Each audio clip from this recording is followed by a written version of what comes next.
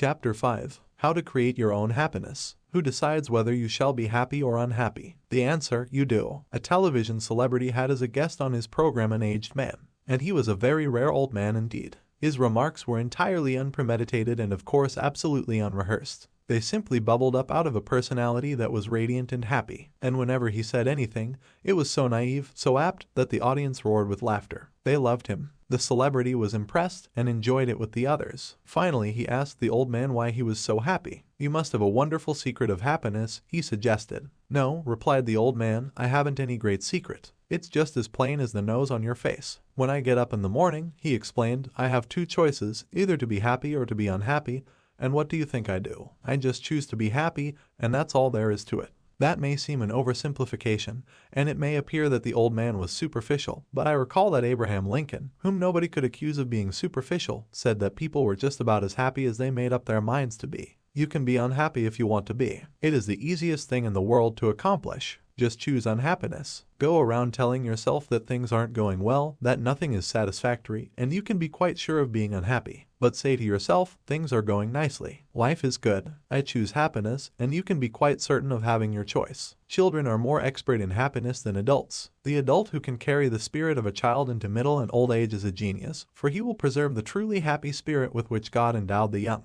The subtlety of Jesus Christ is remarkable, for he tells us that the way to live in this world is to have the childlike heart and mind. In other words, never get old or dull or jaded in spirit. Don't become super sophisticated. My little daughter Elizabeth, aged 9, has the answer to happiness. One day I asked her, "Are you happy, honey?" "Sure, I'm happy," she replied. "Are you always happy?" I asked. "Sure," she answered, "I'm always happy." "What makes you happy?" I asked her. "Why, I don't know," she said, "I'm just happy." "There must be something that makes you happy," I urged. "Well," she said, "I'll tell you what it is. My playmates, they make me happy. I like them. My school makes me happy. I like to go to school. I like my teachers. And I like to go to church. I like Sunday school and my Sunday school teacher. I love my sister Margaret and my brother John. I love my mother and father. They take care of me when I'm sick, and they love me and are good to me." That is Elizabeth's formula for happiness, and it seems to me that it's all there: her playmates, her school, her church and Sunday school, her sister, brother, mother, and father. There you have happiness in a nutshell,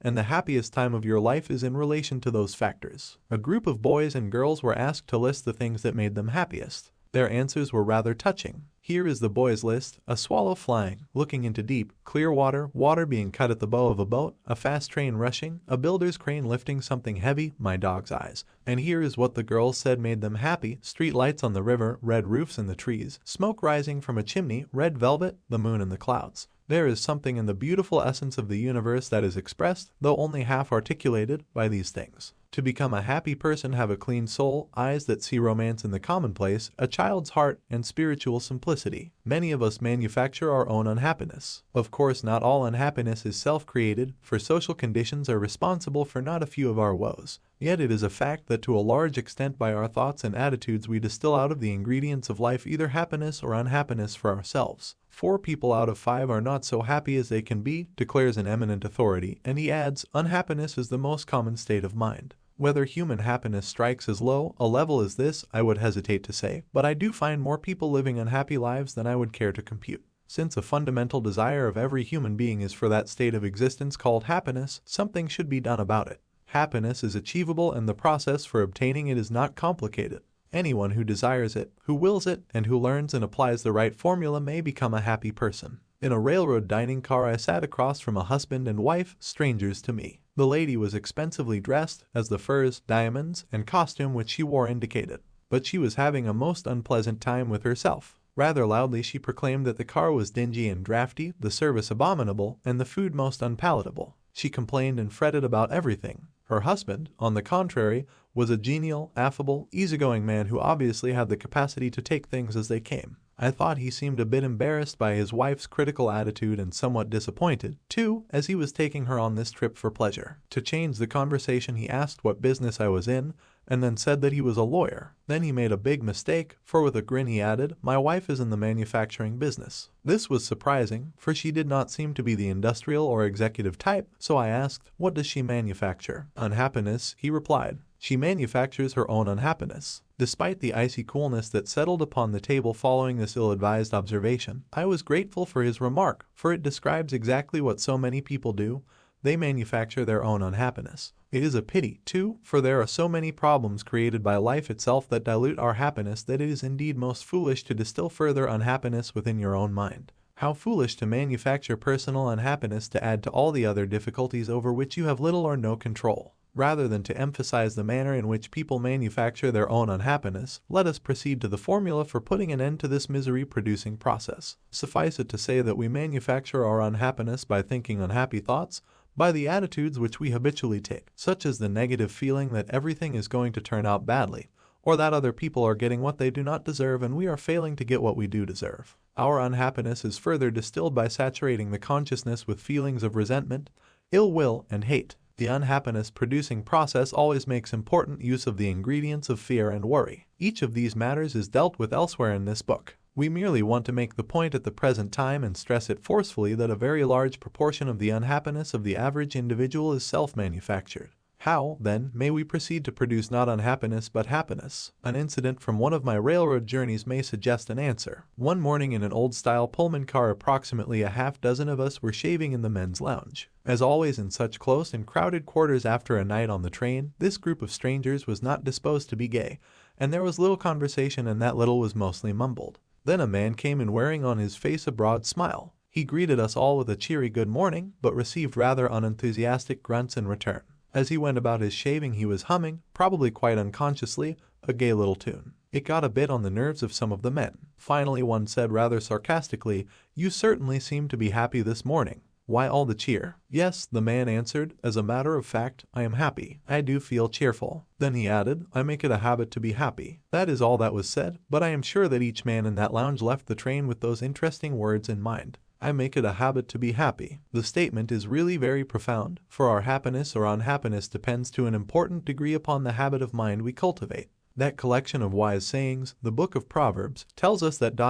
he that is of a merry heart hath a continual feast. In other words, cultivate the merry heart, that is, develop the happiness habit, and life will become a continual feast, which is to say you can enjoy life every day. Out of the happiness habit comes a happy life, and because we can cultivate a habit, we therefore have the power to create our own happiness. The happiness habit is developed by simply practicing happy thinking. Make a mental list of happy thoughts and pass them through your mind several times every day. If an unhappiness thought should enter your mind, immediately stop, consciously eject it, and substitute a happiness thought. Every morning before arising, lie relaxed in bed and deliberately drop happy thoughts into your conscious mind. Let a series of pictures pass across your mind of each happy experience you expect to have during the day. Savor their joy. Such thoughts will help cause events to turn out that way. Do not affirm that things will not go well that day. By merely saying that, you can actually help to make it so. You will draw to yourself every factor, large and small, that will contribute to unhappy conditions. As a result, you will find yourself asking, "Why does everything go badly for me? What is the matter with everything?" The reason can be directly traced to the manner in which you begin the day and your thoughts. Tomorrow try this plan instead. When you arise, say out loud 3 times this one sentence: "This is the day which the Lord hath made, we will rejoice and be glad in it." Only personalize it and say, "I will rejoice and be glad in it." Repeat it in a strong, clear voice and with positive tone and emphasis. The statement, of course, is from the Bible and it is a good cure for unhappiness. If you repeat that one sentence 3 times before breakfast and meditate on the meaning of the words, you will change the character of the day by starting off with a happiness psychology. While dressing or shaving or getting breakfast, say aloud a few such remarks as the following: "I believe this is going to be a wonderful day. I believe I can successfully handle all problems that will arise today. I feel good physically, mentally, emotionally. It is wonderful to be alive. I am grateful for all that I have had, for all that I now have, and for all that I shall have. Things aren't going to fall apart. God is here and He is with me and He will see me through. I thank God for every good thing." I once knew an unhappy sort of fellow who always said to his wife at breakfast, "This is going to be another tough day." He didn't really think so, but he had a mental quirk whereby if he said it was going to be a tough day, it might turn out pretty well. But things really started going badly with him, which was not surprising, for if you visualize and affirm an unhappy outcome, you tend thereby to create just that type of condition. So affirm happy outcomes at the start of every day, and you will be surprised at how often things will turn out so. But it is not sufficient to apply to the mind even such an important affirmation therapy as I have just suggested unless throughout the day you also base your actions and attitudes upon fundamental principles of happy living. One of the most simple and basic of such principles is that of human love and goodwill. It is amazing what happiness a sincere expression of compassion and tenderness will induce. My friend Dr. Samuel Shoemaker once wrote a moving story about a mutual friend, Ralston Young, famous as Redcap No. 42 in the Grand Central Station in New York. He carries bags for a living, but his real job is living the spirit of Christ as a redcap in one of the world's greatest railway stations. As he carries a man's suitcase, he tries to share a little Christian fellowship with him. He carefully watches a customer to see if there is any way in which he can give him more courage and hope. He is very skillful in the way he goes about it too. One day, for example, he was asked to take a little old lady to her train. She was in a wheelchair, so he took her down on the elevator. As he wheeled her into the elevator, he noticed that there were tears in her eyes. Ralston Young stood there as the elevator descended, closed his eyes, and asked the Lord how he could help her, and the Lord gave him an idea. As he wheeled her off the elevator, he said with a smile, "Ma'am, if you don't mind my saying so, that is a mighty pretty hat you are wearing." She looked up at him and said, "Thank you. And I might add," he said, "that sure is a pretty dress you have on. I like it so much." Being a woman, this appealed to her, and despite the fact that she was not feeling well, she brightened up and asked, "Why in the world did you say those nice things to me? It is very thoughtful of you." "Well," he said, "I saw how unhappy you were. I saw that you were crying, and I just asked the Lord how I could help you." The Lord said, "Speak to her about her hat." The mention of the dress, he added, was my own idea. Ralston Young and the Lord together knew how to get a woman's mind off her troubles. "Don't you feel well?" he then asked. "No," she replied. "I am constantly in pain. I am never free from it. Sometimes I think I can't stand it." "Do you, by any chance, know what it means to be in pain all the time?" Ralston had an answer. "Yes, ma'am, I do, for I lost an eye, and it hurt like a hot iron day and night." "But," she said, "you seem to be happy now. How did you accomplish it?" By this time he had her in her seat in the train, and he said, "Just by prayer, ma'am, just by prayer." Softly she asked, "Does prayer, just prayer, take your pain away?" "Well," answered Ralston, "perhaps it doesn't always take it away. I can't say that it does, but it always helps to overcome it so it doesn't seem like it hurts so much. Just keep on praying, ma'am, and I'll pray for you too." Her tears were dried now,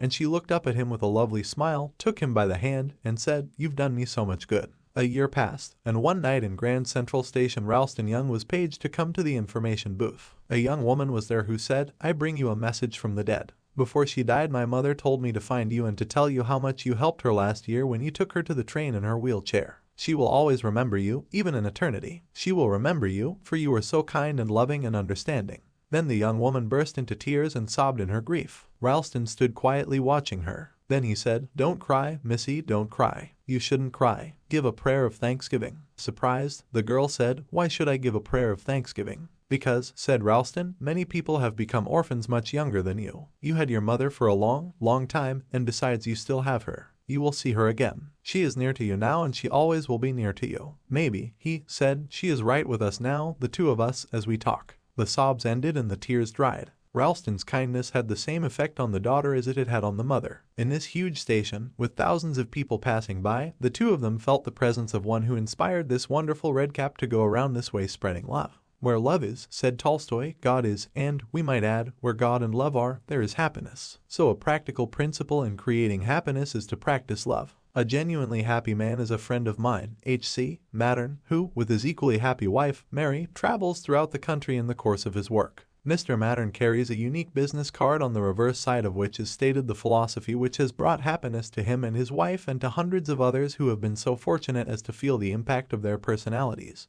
The card reads as follows: "The way to happiness, keep your heart free from hate, your mind from worry. Live simply, expect little, give much. Fill your life with love. Scatter sunshine. Forget self, think of others. Do as you would be done by." Try this for a week and you will be surprised. As you read these words you may say, there is nothing new in that. Indeed, there is something new in it if you have never tried it. When you start to practice it you will find it the newest, freshest, most astonishing method of happy and successful living you have ever used. What is the value of having known these principles all your life if you have never made use of them? Such inefficiency in living is tragic. For a man to have lived in poverty when all the time right on his doorstep is gold indicates an unintelligent approach to life. This simple philosophy is the way to happiness. Practice these principles for just 1 week, as Mr. Mattern suggests, and if it has not brought you the beginnings of real happiness, then your unhappiness is very deep-seated indeed. Of course, in order to give power to these principles of happiness and make them work, it is necessary to support them with a dynamic quality of mind. You are not likely to secure effective results, even with spiritual principles, without spiritual power. When one experiences a dynamic spiritual change inwardly, success with happiness producing ideas becomes extraordinarily easy. If you begin to use spiritual principles, however awkwardly, you will gradually experience spiritual power inwardly. I can assure you that this will give you the greatest surge of happiness you have ever known. It will stay with you, too, as long as you live a God-centered life. In my travels about the country, I have been encountering an increasing number of genuinely happy individuals. These are persons who have been practicing the techniques described in this book, and which I have presented in other volumes and in other writings and talks, and which other writers and speakers have likewise been giving to receptive people. It is astonishing how people can become inoculated with happiness through an inner experience of spiritual change. People of all types everywhere are having this experience today. In fact, it has become one of the most popular phenomena of our times, and if it continues to develop and expand, the person who has not had a spiritual experience will soon be considered old-fashioned and behind the times. Nowadays, it is smart to be spiritually alive. It is old fogeyism to be ignorant of that happiness-producing transformation which people everywhere are enjoying at this time. Recently, after finishing a lecture in a certain city, a big, strapping, fine-looking man came up to me. He slapped me, "Voice, how about coming out with the gang? We are having a big party at the Smith's house, and we would like you to come along. It's going to be a whale of a shindig, and you ought to get in on it." So ran his racy invitation. Well, obviously this didn't sound like a proper party for a preacher, and I was hesitant. I was afraid I might cramp everyone's style, so I began to make excuses. "Oh, forget it," my friend told me. "Don't worry, this is your kind of party. You will be surprised. Come on along. You will get the kick of your life out of it." So I yielded and went along with my buoyant and racy friend, and he was certainly one of the most infectious personalities I had encountered in quite a while. Soon we came to a big house set back among trees with a wide, sweeping driveway up to the front door. From the noise issuing from the open windows there was no question but that quite a party was in progress, and I wondered what I was getting myself into. My host, with a great shout, dragged me into the room, and we had quite a handshaking time, and he introduced me to a large group of gay and exuberant people. They were a happy, joyous lot of folk. I looked around for a bar, but there wasn't any. All that was being served was coffee, fruit juice, ginger ale, sandwiches, and ice cream, but there was lots of those. "These people must have stopped somewhere before coming here," I remarked to my friend.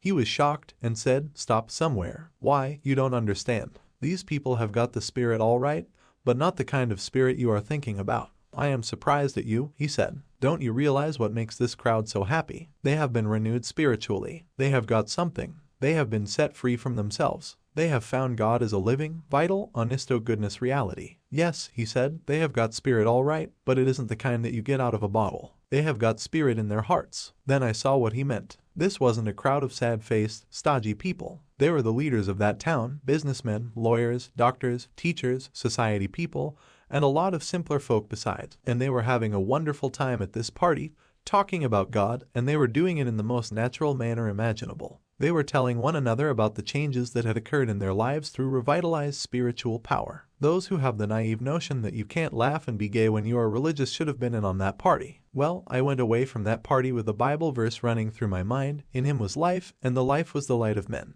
That was the light I saw on the faces of those happy people. An inner light was reflected outwardly on their faces, and it came from an effervescent spiritual something that they had taken into themselves. Life means vitality, and these people obviously were getting their vitality from God. They had found the power that creates happiness. This is no isolated incident. I venture the assertion that in your own community, if you will look around for them, you will find lots of people just like those described above. If you don't find them in your own hometown, come to the Marble Collegiate Church in New York City and you will find them by the score. But you can get the same spirit by reading this book if you practice the simple principles set forth. As you read this book, believe what you read.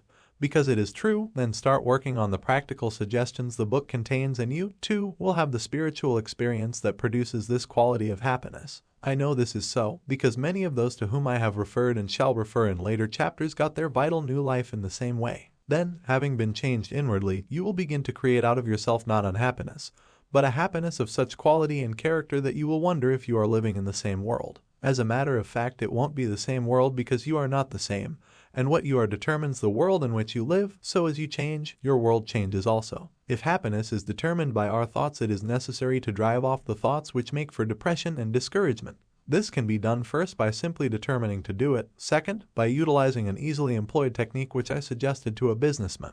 I met him at a luncheon and have seldom heard such gloom as he got off. His conversation would have been ultra-depressing had I permitted it to affect me. It reeked with pessimism. To hear him talk, you would think everything was headed for ruin. Of course, the man was tired. Accumulated problems had swamped his mind, which was seeking release and retreat from a world which was too much for his depleted energy. His principal trouble was in his depressed thought pattern. He needed an infusion of light and faith. So rather boldly I said, if you want to feel better and stop being miserable, I can give you something that will fix you up. What can you do? He snorted. Are you a miracle worker? No, I replied, but I can put you in touch with a miracle worker who will drain off that unhappiness of yours and give you a new slant on life. I mean that, I concluded as we separated. Apparently he became curious, for he got in touch with me later and I gave him a little book of mine called Thought Conditioner. It contains 40 health and happiness producing thoughts. Inasmuch as it is a pocket-sized booklet, I suggested that he carry it for easy consultation and that he drop one of the suggested thoughts in his mind every day for 40 days. I further suggested that he commit each thought to memory, thus allowing it to dissolve in consciousness, and that he visualize this healthy thought sending a quieting and healing influence through his mind.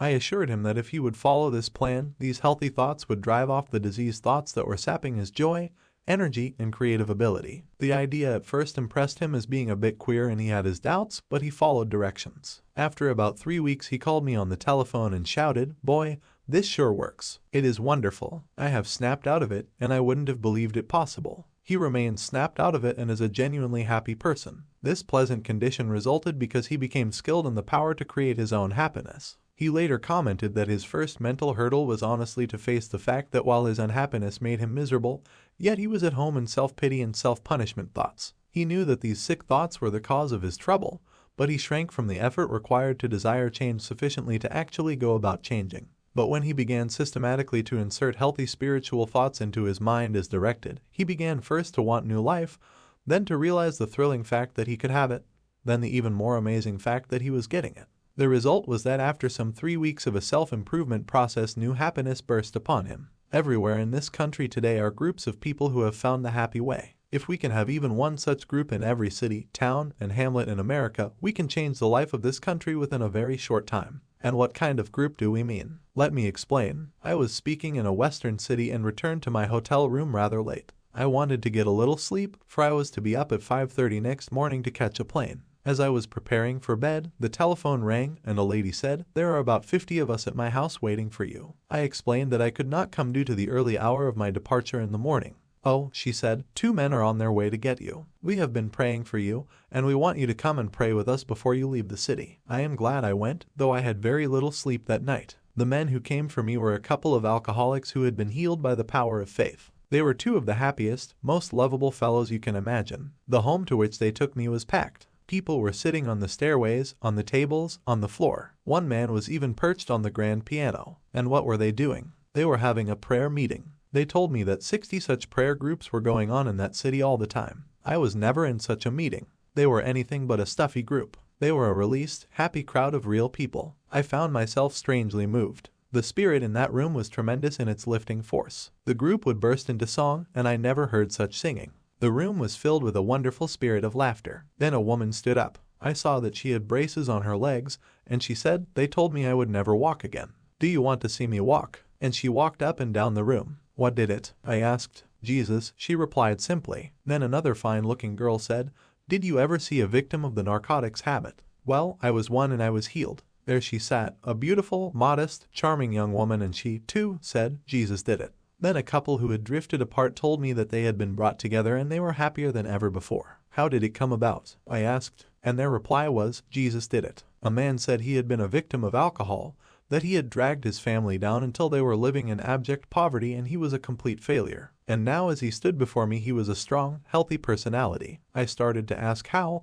but he nodded and said, "Jesus did it." Then they burst into another song, and then someone dimmed the lights and we all held hands around in a great circle. I had a feeling as though I had hold of an electric wire. Power was flowing around that room. Without any question, I was the least spiritually developed person in that group. I knew in that moment that Jesus Christ was right there in that house and those people had found him. They had been touched by his power. He had given them new life. This life bubbled up in an irrepressible effervescence. This is the secret of happiness. All else is secondary. Get this experience and you've got real, unalloyed happiness, the best the world offers. Don't miss it whatever you do in this life, for this is it. Chapter 6. Stop Fuming and Fretting. Many people make life unnecessarily difficult for themselves by dissipating power and energy through fuming and fretting. Do you ever fume and fret? Here is a picture of yourself if you do. The word fume means to boil up, to blow off, to emit vapor, to be agitated, to be distraught, to seethe. The word fret is equally descriptive. It is reminiscent of a sick child in the night, a petulant half cry, half whine.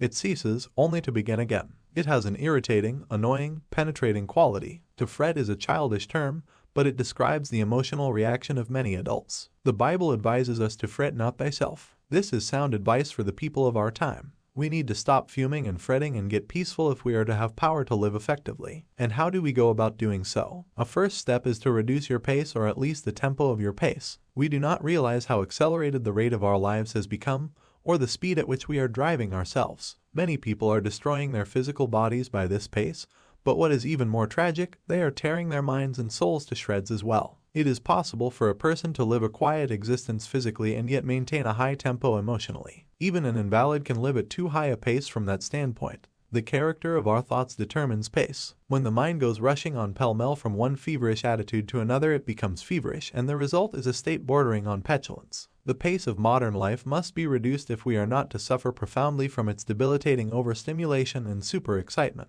This overstimulation produces toxic poisons in the body and creates emotional illness. It produces fatigue and a sense of frustration, so that we fume and fret about everything from our personal troubles to the state of the nation and the world. If the effect of this emotional disquiet is so pronounced physically, what must its effect be on that deep inner essence of the personality known as the soul? It is impossible to have peace of soul if the pace is so feverishly accelerated. God won't go that fast. He will not endeavor to keep up with you. He says in effect, go ahead if you must with this foolish pace, and when you are worn out I will offer my healing. But I can make your life so rich if you will slow down now and live and move and have your being in me. God moves imperturbably, slowly, and with perfect organization. The only wise rate at which to live is God's rate. God gets things done, and they are done right, and he does them without hurry. He neither fumes nor frets. He is peaceful and therefore efficient. This same peace is offered to us. Peace I leave with you, my peace I give unto you. In a sense, this is a pathetic generation, especially in the great cities, because of the effect of nervous tension, synthetic excitement, and noise, but the malady extends into the country districts also, for the air waves transmit tension.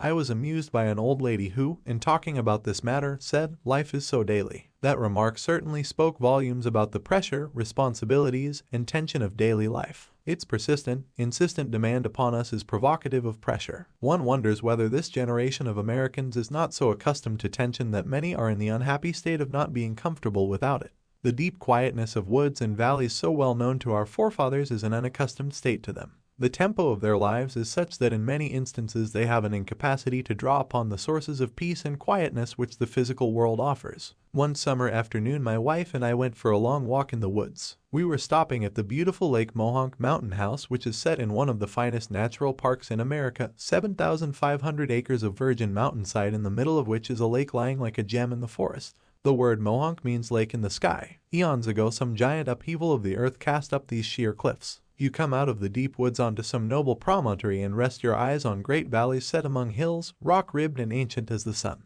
These woods, mountains, and valleys constitute what ought to be a sure retreat from every confusion of this world. On this afternoon as we walked there was a mixture of summer showers and sunlit hours. We were drenched and started to fret about it a bit because it took the press out of our clothes. Then we told each other that it doesn't hurt a human being to get drenched with clean rain water, that the rain feels cool and fresh on one's face, and that you can always sit in the sun and dry yourself out. We walked under the trees and talked and then fell silent. We were listening deeply to the quietness. In a strict sense, the woods are never still. There is tremendous activity always in process, but nature makes no strident noises regardless of the vastness of its operation. Nature's sounds are quiet, harmonious. On this beautiful afternoon, nature was laying its hand of healing quietness upon us, and we could actually feel the tension being drawn off us as we were falling under this spell. The faint sounds of what passes for music came to us. It was nervous, high-strung music of the jitterbug variety. Presently through the woods came 3 young people, 2 young women and a young man, and the latter was lugging a portable radio. They were 3 young city people out for a walk in the woods, and tragically enough were bringing their noise along with them.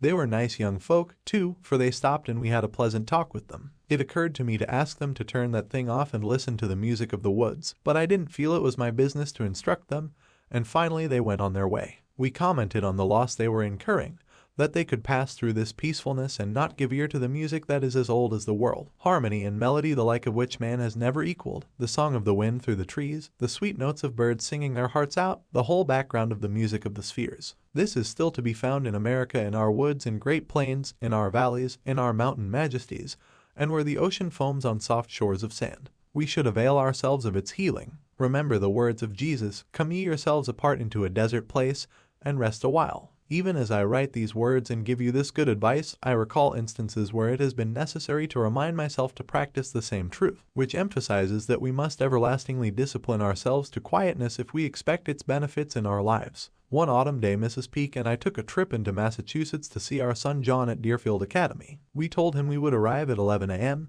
and we pride ourselves on the good old American custom of promptness. Therefore, being a bit behind schedule, we were driving at breakneck speed through the autumnal landscape. My wife said, "Norman, did you see that radiant hillside?" "What hillside?" I asked. "It just went by on the other side," she explained. "Look at that beautiful tree." "What tree?" I was already a mile past it. "This is one of the most glorious days I have ever seen," my wife said. "How could you possibly imagine such amazing colors as these New England hillsides in October? In fact," she said, "it makes me happy inside." That remark of hers so impressed me that I stopped the car and went back a quarter of a mile to a lake backed by towering hills dressed in autumn colors. We sat and looked and meditated. God with his genius and skill had painted that scene in the varied colors which he alone can mix. In the still waters of the lake lay a reflected vision of his glory, for the hillside was unforgettably pictured in that mirror-like pond. For quite a while we sat without a word until finally my wife broke the silence by the only appropriate statement that one could make, "He leadeth me beside the still waters." We arrived at Deerfield at 11, but we were not tired.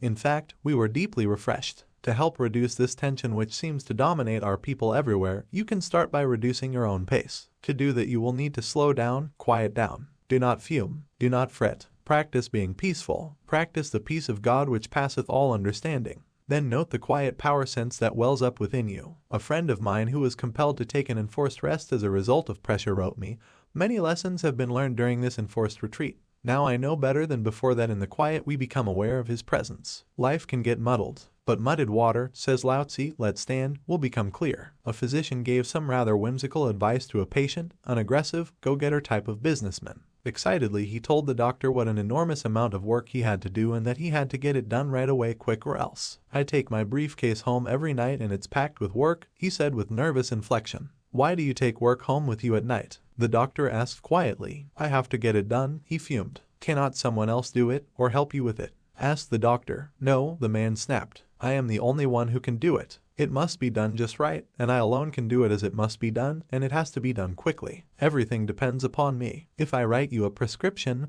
will you follow it?" asked the doctor. This, believe it or not, was the prescription. His patient was to take off 2 hours every working day and go for a long walk. Then he was to take off a half day a week and spend that half day in a cemetery. In astonishment, the patient demanded, "Why should I spend a half day in a cemetery?" "Because," answered the doctor, "I want you to wander around and look at the gravestones of men who are there permanently. I want you to meditate on the fact that many of them are there because they thought, even as you do, that the whole world rested on their shoulders. Meditate on the solemn fact that when you get there permanently, the world will go on just the same, and, as important as you are, others will be able to do the work you are now doing. I suggest that you sit on one of those tombstones and repeat this statement, 1,000 years in thy sight are but as yesterday when it is past, and as a watch in the night." The patient got the idea. He slowed his pace. He learned to delegate authority. He achieved a proper sense of his own importance. He stopped fuming and fretting. He got peaceful. And, it might be added, he does better work. He is developing a more competent organization, and he admits that his business is in better condition. A prominent manufacturer was afflicted with tension. In fact, he was in a very high-strung frame of mind. As he himself described it, he leapt out of bed every morning and immediately got himself into high gear. He was in such a rush and dither that he made his breakfast on soft-boiled eggs because they slid down fast. This hectic pace left him fagged and worn at about midday. He sank into bed every night exhausted. It so happens that his home is situated in a grove of trees. Very early one morning, unable to sleep, he arose and sat by the window. He became interested in watching a bird emerge from his night's sleep. He noticed that a bird sleeps with his head under his wing, the feathers pulled all around himself. When he awakened, he pulled his bill out from under his feathers, took a sleepy look around, stretched one leg to its full length, meanwhile stretching the wing over the leg until it spread out like a fan. He pulled the leg and wing back and then repeated the same process with the other leg and wing. Whereupon he put his head down and his feathers again for a delicious little cat nap, then the head came out again. This time the bird looked around eagerly, threw his head back, gave his wings and legs 2 more big stretches.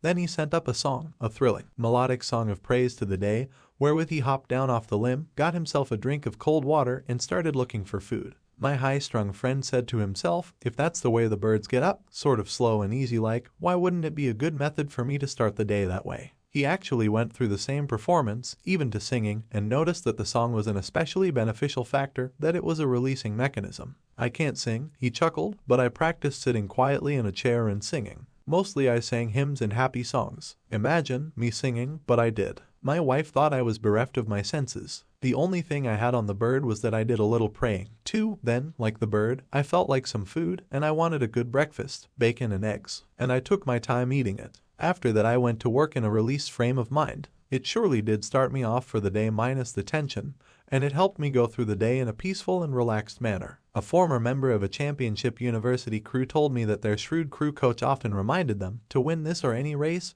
row slowly. He pointed out that rapid rowing tends to break the stroke, and when the stroke is broken it is with the greatest difficulty that a crew recovers the rhythm necessary to win. Meanwhile other crews pass the disorganized group. It is indeed wise advice to go fast, row slowly. In order to row slowly or to work slowly and maintain the steady pace that wins, the victim of high tempo will do well to get the coordinating peace of God into his mind, his soul, and, it might be added, into his nerves and muscles also. Have you ever considered the importance of having the peace of God in your muscles, in your joints? Perhaps your joints will not pain so much when they have the peace of God in them. Your muscles will work with correlation when the peace of God who created them governs their action. Speak to your muscles every day and to your joints and to your nerves, saying, fret not thyself. Relax on a couch or bed, think of each important muscle from head to feet, and say to each, the peace of God is touching you. Then practice feeling that peace throughout your entire body. In due course your muscles and joints will take heed. Slow down, for whatever you really want will be there when you get there if you work toward it without stress, without pressing. If, proceeding under God's guidance and in His smooth and unhurried tempo, it is not there, then it was not supposed to be there. If you miss it, perhaps you should have missed it. So definitely seek to develop a normal, natural, God-ordered pace. Practice and preserve mental quiet. Learn the art of letting go all nervous excitement. To do this, stop at intervals and affirm, I now relinquish nervous excitement, it is flowing from me. I am at peace. Do not fume. Do not fret. Practice being peaceful. To attain this efficient state of living, I recommend the practice of thinking peaceful thoughts. Every day we perform a series of acts designed to care for the body properly. We bathe, brush the teeth, take exercise. In similar fashion, we should give time and planned effort to keeping the mind in a healthy state. One way to do this is to sit quietly and pass a series of peaceful thoughts through the mind. For example, pass through the thoughts the memory of a lofty mountain, a misty valley, a sun-speckled trout stream, silver moonlight on water. At least once in every 24 hours, preferably in the busiest part of the day, deliberately stop whatever you are doing for 10 or 15 minutes and practice serenity. There are times when it is essential resolutely to check our headlong pace, and it must be emphasized that the only way to stop is to stop. I went to a certain city on a lecture date and was met at the train by a committee. I was rushed to a bookstore where I had an autographing party and then to another bookstore where another autographing party was held. Then they rushed me to a luncheon. After rushing through the luncheon, I was rushed to a meeting. After the meeting, I was rushed back to the hotel where I changed my clothes and was rushed to a reception where I met several hundred people and drank 3 glasses of fruit punch. Then I was rushed back to the hotel and told I had 20 minutes to dress for dinner. When I was getting dressed, the telephone rang and somebody said, "Hurry, hurry, we must rush down to dinner." Excitedly I chattered, "I will rush right down." I rushed from the room and was so excited that I could scarcely get the key into the lock. Hastily I felt myself, to be sure that I was completely dressed, and rushed toward the elevator. All of a sudden I stopped. I was out of breath. I asked myself, what is this all about? What is the meaning of this ceaseless rush? This is ridiculous. Then I declared independence and said, I do not care if I go to dinner. I do not care whether I make a talk. I do not have to go to this dinner and I do not have to make a speech. So deliberately and slowly I walked back to my room and took my time about unlocking the door. I telephoned the man downstairs and said, if you want to eat, go ahead. If you want to save a place for me, I will be down after a while, but I am not going to rush anymore. So I removed my coat, sat down, took off my shoes, put my feet up on the table, and just sat. Then I opened the Bible and very slowly read aloud the 121st Psalm, I will lift up mine eyes unto the hills from whence cometh my help. I closed the book and had a little talk with myself, saying, "Come on now, start living a slower and more relaxed life," and then I affirmed, "God is here and his peace is touching me. I do not need anything to eat," I reasoned. "I eat too much anyway. Besides, the dinner will probably not be very good, and if I am quiet now I will give a better speech at 8 o'clock. So I sat there resting and praying for 15 minutes. I shall never forget the sense of peace and personal mastery I had when I walked out of that room. I had the glorious feeling of having overcome something, of having taken control of myself emotionally, and when I reached the dining room the others had just finished the first course. All I missed was the soup, which by general consent was no great loss. This incident was an amazing experience of the healing presence of God. I gained these values by simply stopping, by quietly reading the Bible, by sincerely praying, and by thinking some peaceful thoughts for a few moments. Physicians generally seem to feel that much physical trouble could be avoided or overcome by practicing the philosophy and methodology of not fuming or fretting. A prominent citizen of New York told me that his doctor suggested that he come to our clinic at the church because, said his physician, "You need to develop a calm philosophy of living. Your power resources are played out. My doctor says I am pushing myself to the limit. He tells me I'm too tense, too high-strung, that I fume and fret too much, and," he concluded, "my doctor declares the only sure cure is for to develop what he calls a calm philosophy of living." My visitor arose and paced the floor, then demanded, "But how in the world can I do that? It's a lot easier said than done." Then this excited gentleman went on to say that his doctor had given him certain suggestions for developing this calm philosophy of living. The suggestions as outlined were indeed wise. "But then," he explained, "the doctor suggested that I see you people here at the church, for he feels that if I learn to use religious faith in a practical manner it will give me peace of mind and bring down my blood pressure. Then I will feel better physically." While I realize the doctor's prescription is sensible, he complained, "How can a man 50 years old, of a high-strung nature such as mine, suddenly change the habits of a lifetime and develop this so-called calm philosophy of living?" That did indeed seem to be a problem, for he was a bundle of excitable and explosive nerves. He paced the floor, he thumped the table, his voice was high-pitched, he gave the impression of a thoroughly disturbed and baffled man. Obviously he was showing up at his worst, but he was clearly revealing the inner state of his personality, and the insight thus gained gave us a chance to help him through understanding him better. As I listened to his words and observed his attitude, I again understood why Jesus Christ retains his remarkable hold on men. It is because he has the answer to such problems as this, and I proved that fact by suddenly changing the line of the conversation. Without any introductory words I began to recite certain Bible texts such as, "Come unto me, all ye that labor and the heavy laden, and I will give you rest." And again, "Peace I leave with you, my peace I give unto you, not as the world giveth, give I unto you. Let not your heart be troubled, neither let it be afraid." And still again, "Thou wilt keep him in perfect peace, whose mind is stayed on thee." I recited these words slowly, deliberately, reflectively. As this reciting went on, I noticed that my visitor stopped being agitated. Quietness came over him and then we both sat in silence. It seemed that we sat so for several minutes. Perhaps it wasn't that long, but finally he took a deep breath. "Why, that's funny," he said. "I feel a lot better. Isn't that queer? I guess it was those words that did it." "No, not the words alone," I answered, "though they do have a remarkable effect upon the mind, but something deeper happened just then. He touched you a minute ago, the physician with the healing touch. He was present in this room." My visitor evidenced no surprise at this assertion, but eagerly and impetuously agreed, and conviction was written on his face. "That's right, he sure was. I felt him. I see what you mean. Now I understand. Jesus Christ will help me develop a calm philosophy of living." This man found what increasing thousands are presently discovering, that a simple faith in and practice of the principles and techniques of Christianity bring peace and quietness and therefore new power to body, mind, and spirit. It is the perfect antidote to fuming and to fretting. It helps a person to become peaceful and thus to tap new resources of strength. Of course it was necessary to teach this man a new pattern of thinking and acting. This was done in part by suggesting literature written by experts in the field of spiritual culture. For example, we gave him lessons in the skill of church-going. We showed him how to make church worship a therapy. He was instructed in the scientific use of prayer and relaxation. And as a result of this practice eventually he became a healthy man. Anyone willing to follow this program and sincerely put these principles into day-by-day practice can, I believe, develop inner peace and power. Many of these techniques are outlined in this book. In attaining emotional control, the daily practice of healing techniques is of first importance. Emotional control cannot be gained in any magical or easy way. You cannot develop it by merely reading a book, although that is often helpful. The only sure method is by working at it regularly,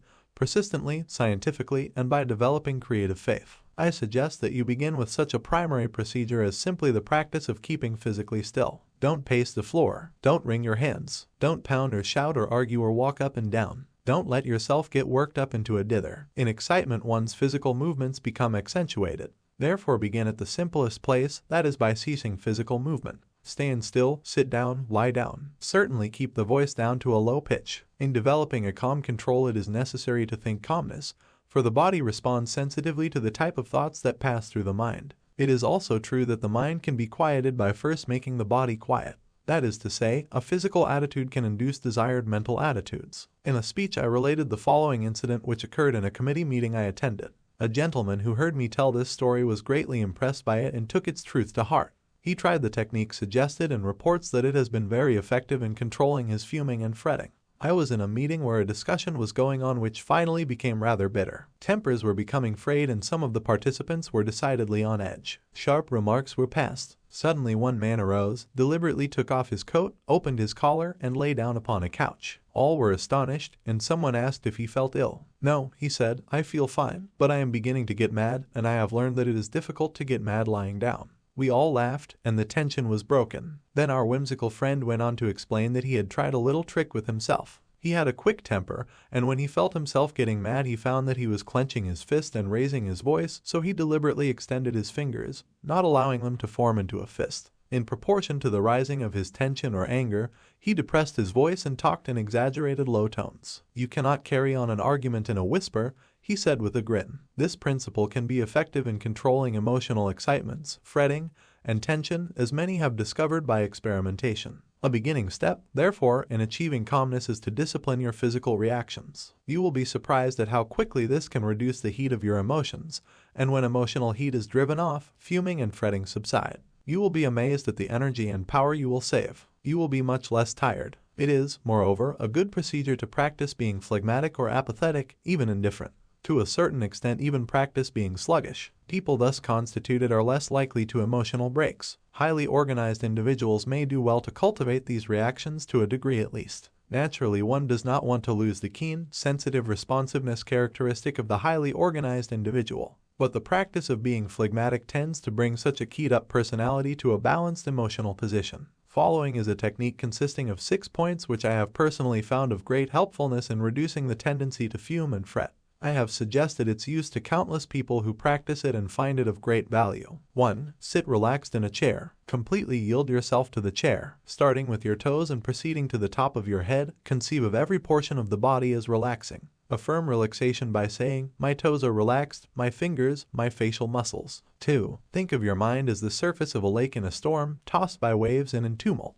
But now the waves subside, and the surface of the lake is placid and unruffled. 3. Spend 2 or 3 minutes thinking of the most beautiful and peaceful scenes you have ever beheld, as, for example, a mountain at sunset, or a deep valley filled with the hush of early morning, or a woods at noonday, or moonlight upon rippling waters. In memory, relive these scenes. 4. Repeat slowly, quietly, bringing out the melody in each, a series of words which express quietness and peace, as, for example, tranquility, serenity, quietness. Think of other such words and repeat them. 5. Make a mental list of times in your life when you have been conscious of God's watchful care and recall how, when you were worried and anxious, He brought things out right and took care of you. Then recite aloud this line from an old hymn, "So long thy power hath kept me, sure it still will lead me on." 6. Repeat the following, which has an amazing power to relax and quiet the mind. "Thou wilt keep him in perfect peace, whose mind is stayed on thee." Repeat this several times during the day, whenever you have a fraction of a moment. Repeat it aloud if possible, so that by the end of the day you will have said it many times. Conceive of these words as active, vital substances permeating your mind, sending into every area of your thinking a healing balm. This is the best known medicine for taking tension from the mind. As you work with the techniques suggested in this chapter, the tendency to fume and fret will gradually be modified. In direct proportion to your progress, the power heretofore drawn off by this unhappy habit will be felt in your increased ability to meet life's responsibilities. Chapter 7. Expect the best and get it. "Why does my boy fail in every job he gets?" asked a puzzled father about his 30-year-old son. It was indeed difficult to understand the failure of this young man, for seemingly he had everything. Of good family, his educational and business opportunities were beyond the average. Nevertheless, he had a tragic flair for failure. Everything he touched went wrong. He tried hard enough, yet somehow he missed success. Presently he found an answer, a curiously simple but potent answer. After practicing this newfound secret for a while, he lost the flair for failure and acquired the touch of success. His personality began to focus, his powers to fuse. Not long ago at luncheon I could not help admiring this dynamic man at the height of his power. "You amaze me," I commented. "A few years ago you were failing at everything. Now you have worked up an original idea into a fine business. You are a leader in your community. Please explain this remarkable change in you." "Really, it was quite simple," he replied. "I merely learned the magic of believing. I discovered that if you expect the worst you will get the worst, and if you expect the best you will get the best. It all happened through actually practicing a verse from the Bible." "And what is that verse?" "If thou canst believe, all things are possible to him that believeth." I was brought up in a religious home, he explained, and heard that verse many times, but it never had any effect upon me. One day in your church I heard you emphasize those words in a talk. In a flash of insight I realized that the key I had missed was that my mind was not trained to believe, to think positively, to have faith in either God or myself. I followed your suggestion of putting myself in God's hands and practiced your outlined techniques of faith. I trained myself to think positively about everything. Along with that I try to live right. He smiled and said, "God and I struck up a partnership. When I adopted that policy, things began to change almost at once for me. I got into the habit of expecting the best, not the worst, and that is the way my affairs have turned out lately. I guess it's a kind of miracle, isn't it?" he asked as he concluded his fascinating story. But it wasn't miraculous at all. Actually, what had happened was that he had learned to use one of the most powerful laws in the world, a law recognized alike by psychology and religion, namely, change your mental habits to belief instead of disbelief. Learn to expect, not to doubt. In so doing you bring everything into the realm of possibility. This does not mean that by believing you are necessarily going to get everything you want or think you want. Perhaps that would not be good for you. When you put your trust in God, He guides your mind so that you do not want things that are not good for you or that are inharmonious with God's will. But it does definitely mean that when you learn to believe, then that which has seemingly been impossible moves into the area of the possible. Every great thing at last becomes for you a possibility. William James, the famous psychologist, said, "Our belief at the beginning of a doubtful undertaking is the one thing that ensures the successful outcome of your venture." To learn to believe is of primary importance. It is the basic factor of succeeding in any undertaking. When you expect the best, you release a magnetic force in your mind which by a law of attraction tends to bring the best to you. But if you expect the worst, you release from your mind the power of repulsion which tends to force the best from you. It is amazing how a sustained expectation of the best sets in motion forces which cause the best to materialize. An interesting illustration of this fact was described some years ago by Hugh Fullerton, a famous sports writer of a bygone era. As a boy, Hugh Fullerton was my favorite writer of sports stories. One story which I have never forgotten concerned Josh O'Reilly, one-time manager of the San Antonio club of the Texas League. O'Reilly had a roster of great players, 7 of whom had been hitting over .300, and everybody thought his team would easily take the championship. But the club fell into a slump and lost 17 of the first 20 games. The players simply couldn't hit anything, and each began to accuse the other of being a jinx to the team. Playing the Dallas club, a rather poor team that year, only one San Antonio player got a hit, and that, strangely enough, was the pitcher. O'Reilly's team was badly beaten that day. In the clubhouse after the game the players were a disconsolate lot. Josh O'Reilly knew that he had an aggregation of stars and he realized that their trouble was simply that they were thinking wrong. They didn't expect to get a hit. They didn't expect to win. They expected to be defeated. They were thinking not victory but defeat. Their mental pattern was not one of expectation but of doubt. This negative mental process inhibited them, froze their muscles, threw them off their timing, and there was no free flow of easy power through the team. It so happened that a preacher named Slater was popular in that neighborhood at that time. He claimed to be a faith healer and apparently was getting some astounding results. Throngs crowded to hear him and most everybody had confidence in him. Perhaps the fact that they did believe in his power enabled Slater to achieve results. O'Reilly asked each player to lend him his 2 best bats. Then he asked the members of the team to stay in the clubhouse until he returned. He put the bats in a wheelbarrow and went off with them. He was gone for an hour. He returned jubilantly to tell the players that Slater, the preacher, had blessed the bats and that these bats now contained a power that could not be overcome. The players were astounded and delighted. The next day they overwhelmed Dallas, getting 37 base hits and 20 runs. They hammered their way through the league to a championship, and Hugh Fullerton said that for years in the Southwest a player would pay a large sum for a Slater bat. Regardless of Slater's personal power, the fact remains that something tremendous happened in the minds of those ballplayers. Their thought pattern was changed. They began thinking in terms of expectation, not doubt. They expected not the worst, but the best. They expected hits, runs, victories, and they got them. They had the power to get what they wanted. There was no difference in the bats themselves, I am quite sure of that, but there was certainly a difference in the minds of the men who used them. Now they knew they could make hits. Now they knew they could get runs. Now they knew they could win. A new thought pattern changed the minds of those men so that the creative power of faith could operate. Perhaps you have not been doing so well in the game of life. Perhaps you stand up to bat and cannot make a hit. You strike out time and again and your batting average is lamentably low. Let me give you a suggestion. I guarantee that it will work. The basis for my assurance is the fact that thousands of people have been trying it with very great results. Things will be very different for you if you give this method a real trial. Start reading the New Testament and notice the number of times it refers to faith. Select a dozen of the strongest statements about faith, the ones that you like the best. Then memorize each one. Let these faith concepts drop into your conscious mind. Say them over and over again, especially just before going to sleep at night. By a process of spiritual osmosis, they will sink from your conscious into your subconscious mind and in time will modify and reslant your basic thought pattern. This process will change you into a believer, into an expector, and when you become such, you will in due course become an achiever. You will have new power to get what God and you decide you really want from life. The most powerful force in human nature is the spiritual power technique taught in the Bible. Very astutely, the Bible emphasizes the method by which a person can make something of himself. Faith, belief, positive thinking, faith in God, faith in other people, faith in yourself, faith in life. This is the essence of the technique that teaches. If thou canst believe, it says, all things are possible to him that believeth. If ye have faith, nothing shall be impossible unto you. According to your faith be it unto you. Believe, believe, so it drives home the truth that faith moves mountains. Some skeptical person who has never learned this powerful law of the effect of right thinking made out my assertions regarding the amazing results which happen when this technique is employed. Things become better when you expect the best instead of the worst, for the reason that being freed from self-doubt, you can put your whole self into your endeavor and nothing can stand in the way of the man who focuses his entire self on a problem.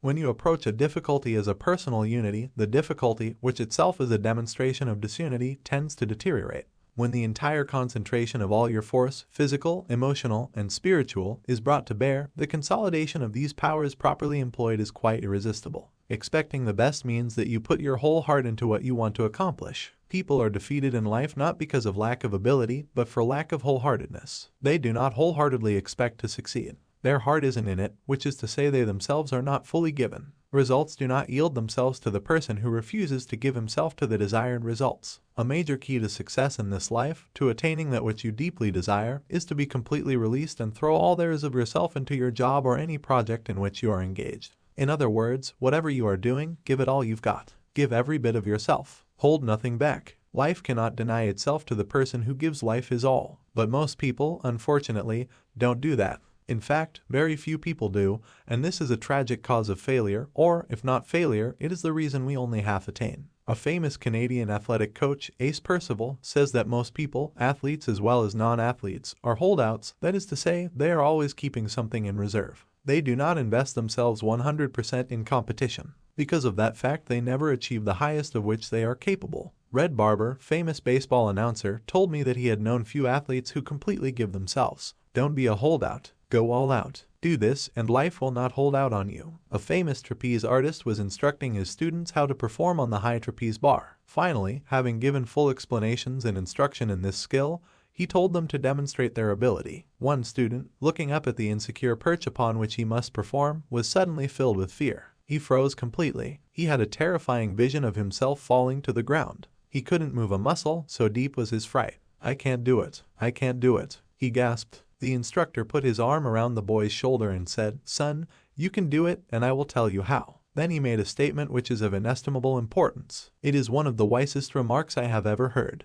He said, "Throw your heart over the bar and your body will follow." Copy that one sentence. Write it on a card and put it in your pocket. Place it under the glass on your desktop. Tack it up on your wall. Stick it in your shaving mirror. Better still, write it on your mind, you who really want to do something with life. It's packed with power, that sentence. Throw your heart over the bar and your body will follow. Heart is the symbol of creative activity. Fire the heart with where you want to go and what you want to be. Get it so deeply fixed in your unconscious that you will not take no for an answer, then your entire personality will follow where your heart leads. Throw your heart over the bar means to throw your faith over your difficulty, throw your affirmation over every barrier, throw your visualization over your obstacles. In other words, throw the spiritual essence of you over the bar and your material self will follow in the victory groove thus pioneered by your faith-inspired mind. Expect the best, not the worst, and you will attain your heart's desire. It is what is in the heart of you, either good or bad, strong or weak, that finally comes to you. Emerson said, "Beware of what you want, for you will get it." That this philosophy is of practical value is illustrated by the experience of a young woman whom I interviewed a number of years ago. She made an appointment to see me in my office at 2 o'clock on a certain afternoon. Being quite busy that day, I had gotten a little behind schedule, and it was about 5 minutes after 2 when I walked into the conference room where she was waiting.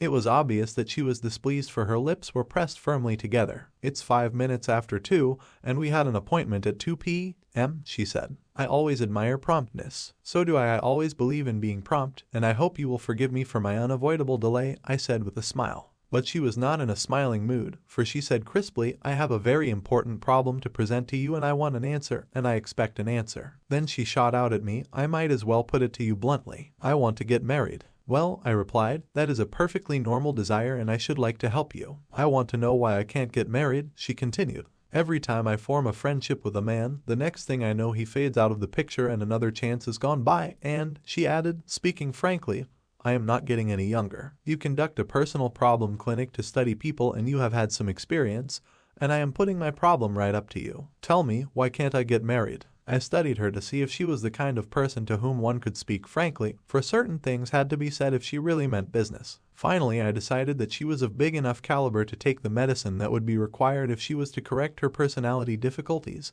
So I said, "Well, now, let's analyze the situation. Obviously, you have a good mind and a fine personality, and, if I may say so, you are a very handsome lady." All of these things were true. I congratulated her in every way that I honestly could.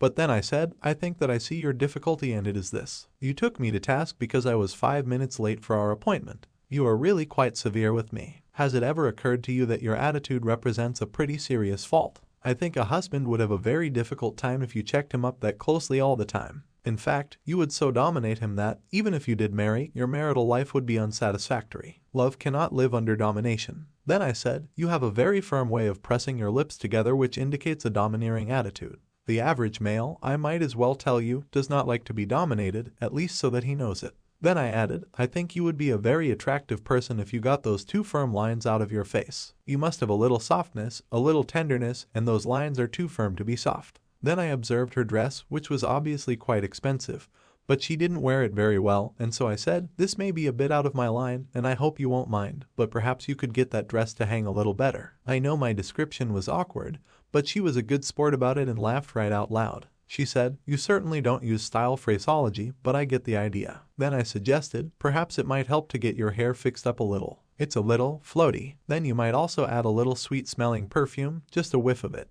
But the really important thing is to get a new attitude that will change the lines on your face and give you that indefinable quality known as spiritual joy.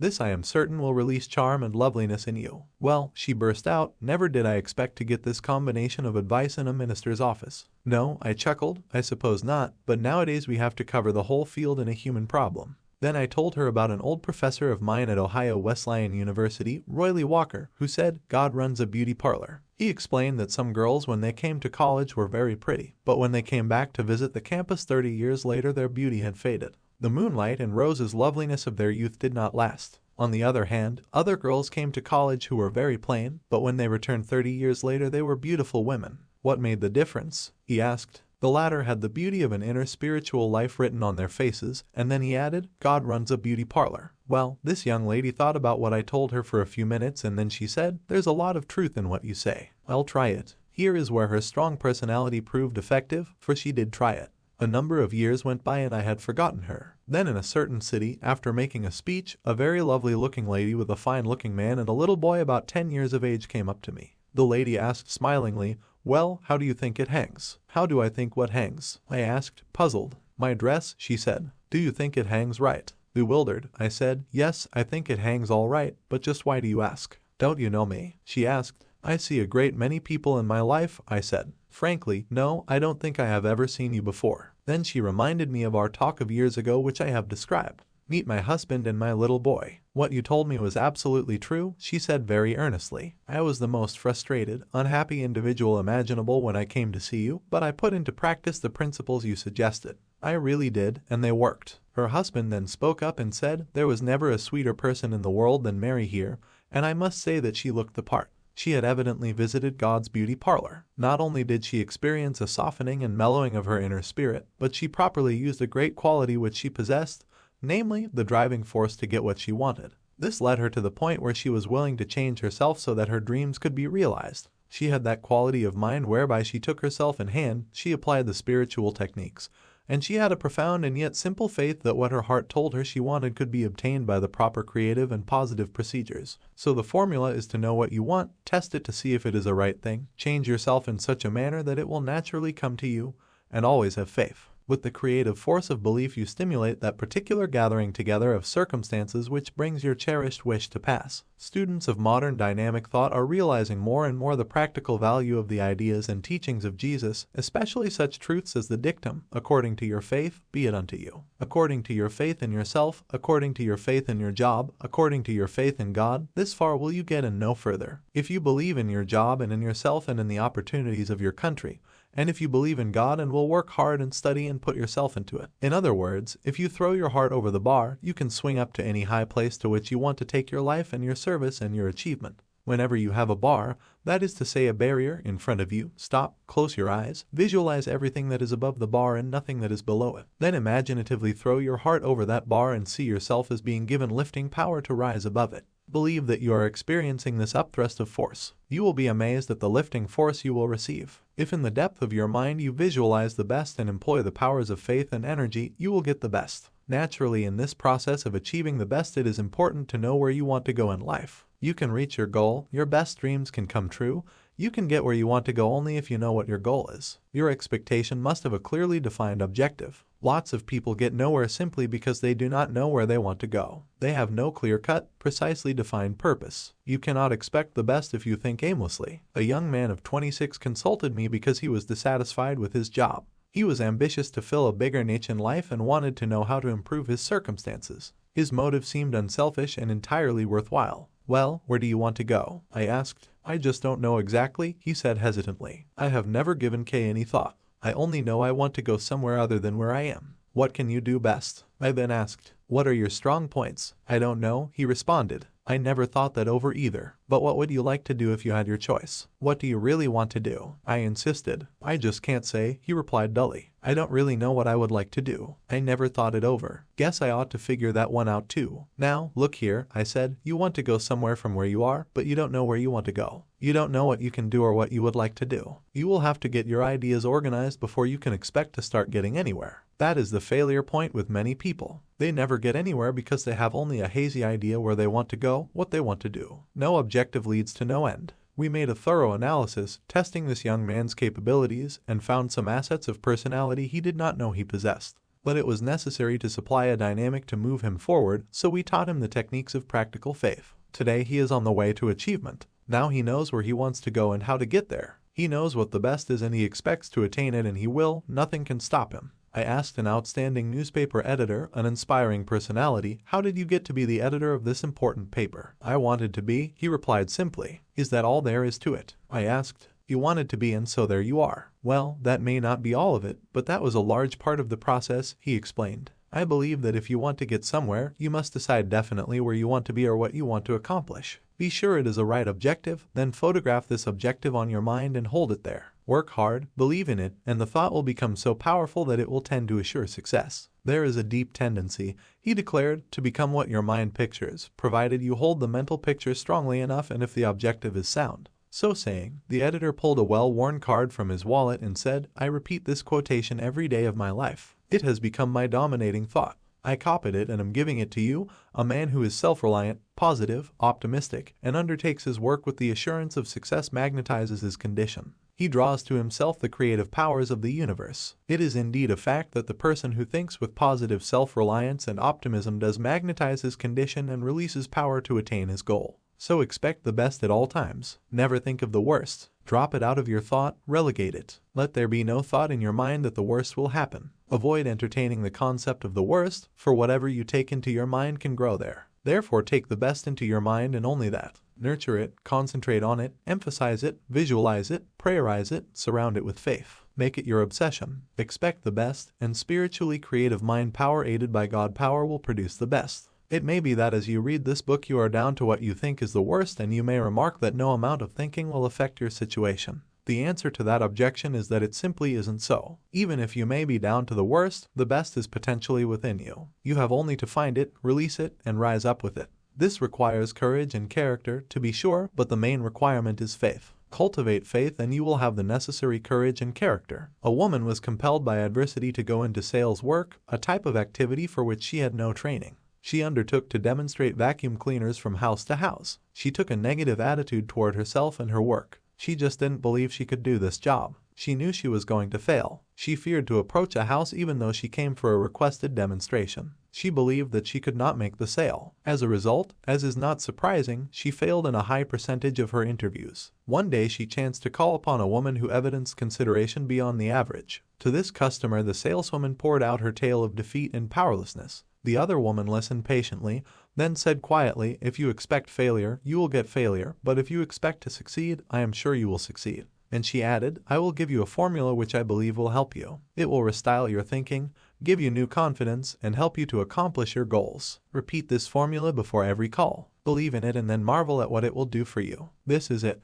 If God be for us, who can be against us? But change it by personalizing it so that you say, if God be for me, who can be against me? If God be for me, then I know that with God's help I can sell vacuum cleaners." God realizes that you want security and support for your little children and yourself, and by practicing the method I suggest you will be given power to get what you want. She learned to utilize this formula. She approached each house expecting to make a sale, affirming and picturizing positive, not negative, results. As the saleswoman employed this principle, she presently acquired new courage, new faith, and deeper confidence in her own ability. Now she declares, "God helps me sell vacuum cleaners, and who can dispute it?" It is a well-defined and authentic principle that what the mind profoundly expects it tends to receive. Perhaps this is true because what you really expect is what you actually want. Unless you really want something sufficiently to create an atmosphere of positive factors by your dynamic desire, it is likely to elude you. If with all your heart, that is the secret. If with all your heart, that is to say, if with the full complement of your personality, you reach out creatively toward your heart's desire, your reach will not be in vain. Let me give you 4 words as a formulation of a great law: faith power works wonders. Those 4 words are packed with dynamic and creative force. Hold them in your conscious mind. Let them sink into the unconscious and they can help you to overcome any difficulty. Hold them in your thoughts, say them over and over again. Say them until your mind accepts them, until you believe them. Faith power works wonders. I have no doubt about the effectiveness of this concept, for I have seen it work so often that my enthusiasm for faith power is absolutely boundless. You can overcome any obstacle. You can achieve the most tremendous things by faith power. And how do you develop faith power? The answer is to saturate your mind with the great words of the Bible. If you will spend 1 hour a day reading the Bible and committing its great passages to memory, thus allowing them to recondition your personality, the change in you and in your experience will be little short of miraculous. Just one section of the Bible will accomplish this for you. The 11th chapter of Mark is enough. You will find the secret in the following words, and this is one of the greatest formulas the book contains: "Have faith in God, for verily I say unto you, that whosoever shall say unto this mountain, Be thou removed, and be thou cast into the sea," that means out of sight, anything you threw into the sea is gone for good.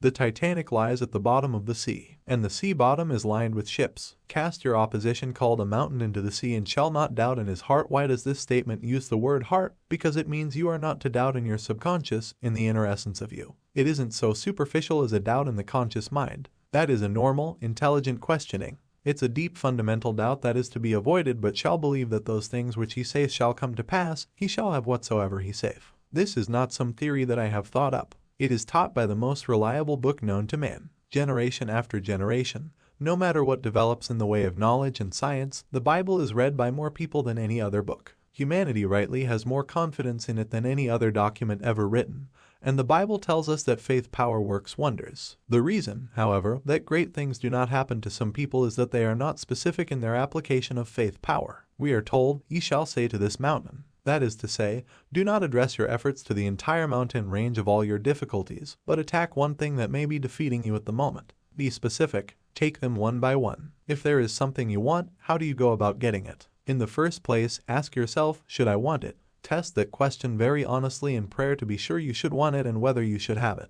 If you can answer that question in the affirmative, then ask God for it and don't be backward in asking Him. And if God, having more insight, believes that you shouldn't have it, you needn't worry, He won't give it to you. But if it is a right thing, ask Him for it, and when you ask, do not doubt in your heart. Be specific. The validity of this law was impressed upon me by something that a friend of mine, a Midwestern businessman, told me. This man is a big, extrovertish, outgoing, lovable gentleman, a truly great Christian. He teaches the largest Bible class in his state. In the town where he lives, he is Mr. Town himself. He is head of a plant employing 40,000 people. His office desk is full of religious literature. He even has some of my sermons and pamphlets there. In his plant, one of the biggest in the United States, he manufactures refrigerators. He is one of those whole-souled, rugged individuals who has the capacity to have faith. He believes that God is right there in his office with him. My friend said, preach a big faith, not any little old watered-down faith. Don't be afraid that faith isn't scientific enough. I am a scientist, he said. I use science in my business every day,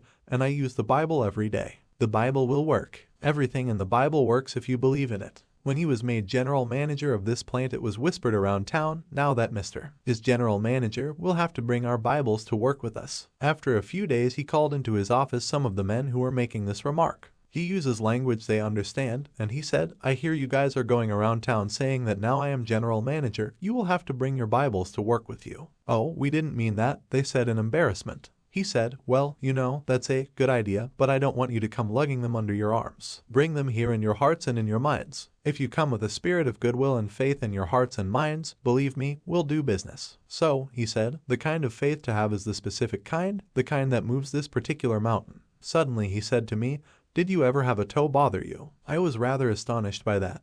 But before I could answer, he said, I had a toe that bothered me and I took it to the doctors here in town, and they are wonderful doctors, and they said there wasn't anything wrong with the toe that they could see. But they were wrong because it hurt. So I went out and got a book on anatomy and read up on toes. It is really a simple construction. There's nothing but a few muscles and ligaments and a bony structure. It seemed that anybody who knows anything about a toe could fix it, but I couldn't get anybody to fix that toe, and it hurt me all the time. So I sat down one day and took a look at that toe. Then I said, Lord, I'm sending this toe right back to the plant. You made that toe. I make refrigerators and I know all there is to know about a refrigerator. When we sell a refrigerator, we guarantee the customer service. If his refrigerator doesn't work right and if our service agents can't fix it, he brings it back to the plant and we fix it because we know how. So I said, Lord, you made this toe. You manufactured it, and your service agents, the doctors, don't seem to know how to get it working right. And if you don't mind, Lord, I would like to have it fixed up as soon as possible, because it's bothering me. How is the toe now? I asked. Perfect, he replied. Perhaps this is a foolish kind of story,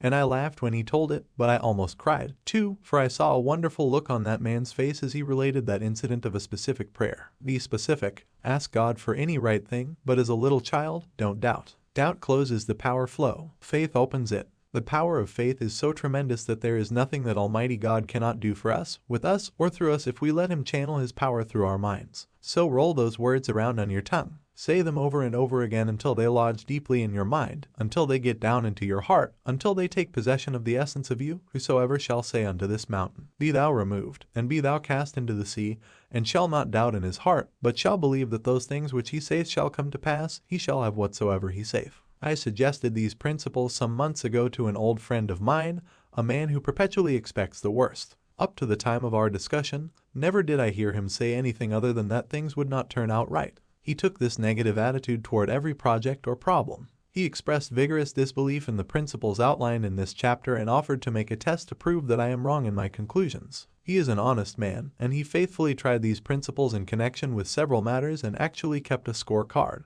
He did this for 6 months. He volunteered the information at the end of that period that 85% of the matters under investigation had turned out satisfactorily. I am now convinced, he said, although I wouldn't have believed it possible, but it is evidently a fact, that if you expect the best, you are given some strange kind of power to create conditions that produce the desired results. From now on I am changing my mental attitude and shall expect the best, not the worst. My test indicates that this is not theory, but a scientific way to meet life situations. I might add that even the high percentage he attained can be raised with practice, and of course practice in the art of expectation is as essential as practice on a musical instrument or with a golf club. Nobody ever mastered any skill except through intensive, persistent, and intelligent practice. Also, it should be noted that my friend approached this experiment at first in a spirit of doubt which would tend adversely to affect his earlier results. Every day as you confront the problems of life, I suggest that you affirm as follows: I believe God gives me power to attain what I really want. Never mention the worst. Never think of it. Drop it out of your consciousness. At least 10 times every day affirm, I expect the best and with God's help will attain the best. In so doing, your thoughts will turn toward the best and become conditioned to its realization. This practice will bring all of your powers to focus upon the attainment of the best. It will bring the best to you. Chapter 8. I don't believe in defeat. If you are thinking thoughts of defeat, I urge you to rid yourself of such thoughts, for as you think defeat you tend to get it.